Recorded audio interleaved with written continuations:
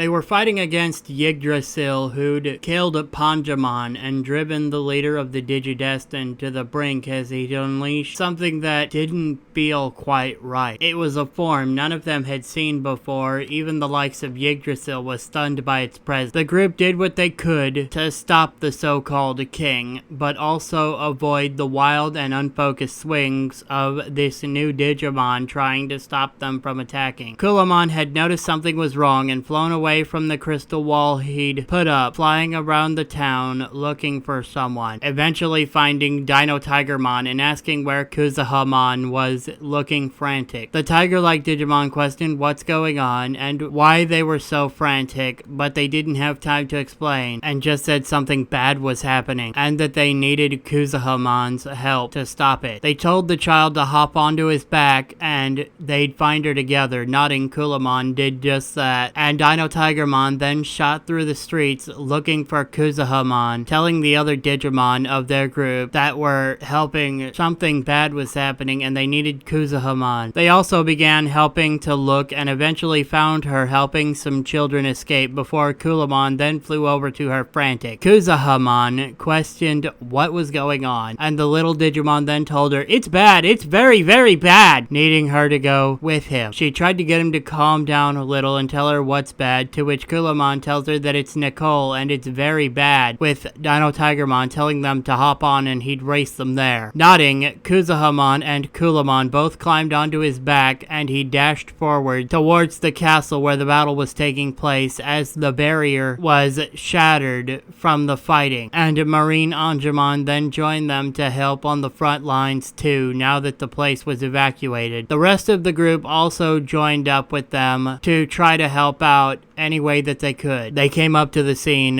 where the Digimon that Nicole had become was going crazy. The others were trying to stop both them and Yggdrasil. Kuzuhamon asked where Nicole was, and Lucas told her that strange Digimon is Nicole. He's going crazy after Yggdrasil killed Panjamon. The Digimon continued to flail around frantically out of control as Kuzuhamon tried to call out to him to get our Digidestined leader to stop. The strange form had turned towards the sound of Kuzuhamon's voice as Marine Angemon put up one of his heart-shaped bubbles around her, and Kulamon created a crystal barrier around her too, just to be safe. It almost appeared as though they recognized her, reaching forwards with tears spilling over from only one of his eyes as he began glowing strangely. The glow was calmer somehow, more calm than the wild blaze that had previously happened at least. Something was calming about it, like a still calm, as the rampaging slowly came to a stop, focused only on Kuzuhamon now. Though they'd almost reached her, something happened and a giant crystal had been shot through his back, making them let out an ungodly pained roar. The sound was nearly ear-splitting and the blaze flickered as he'd started breaking down into data particles. As the form was breaking down into data particles, they were shrinking down at the same time, returning slowly to human form as they were falling, with Alphamon catching them as Kuzuhamon screamed out in fear and tears spilled down her face. Though Omegamon said no one else dies today and then ordered a retreat as all the others, the Knights, the Digidestined group, and the Mao all began to do just that. The Knights and the Mao leaders all blasted at the building and the ground to kick up as much dust as they possibly could in order to cover their escape away from Yggdrasil 76 Avatar. So, using Trailmon C89 to help get away in order to regroup and figure out what to do next. They'd made it, though just barely, and had no idea where to go next, but Lucas told them that they could regroup at the Shining Lake as it's the closest Digidestined territory. Kuzuhamon stayed with Nicole the whole time they were on their way, and Marine Angemon tried his best to help with the healing abilities as Sister Mont Blanc did her best to help with the healing items, trying to close the hole and patch him up as best she could as well. Waru Manzemon asked how she was able to do that, and Sister Mon Noir said that her sister was the primary village doctor, and that she'd patched her up a lot when they were younger because she kept getting into fights. Sister Mont Blanc told them that she'd done what she could and the rest was up to Nicole, with Marine Angemon saying that they healed them best they could too.